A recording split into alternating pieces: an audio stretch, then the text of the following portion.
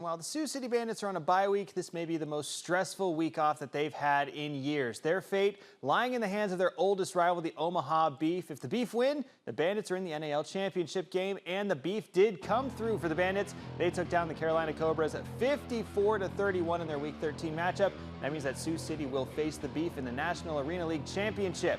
These teams are very well acquainted with each other, and they'd play in these big games year after year. That rivalry has spanned across multiple decades, across multiple leagues. I talked with Coach Strobing at the Bandits watch party at Pub 52 tonight to talk about the Bandits and the Beef's rivalry. You know, when we were talking about leaving the CIF and, you know, hey, our ownership group, their ownership group, I think the common theme was whatever we do as a team with Omaha. Now, we hate each other on the field, but we know that rivalry is one of the best, if not the best ever in indoor football, 24, 25 years running.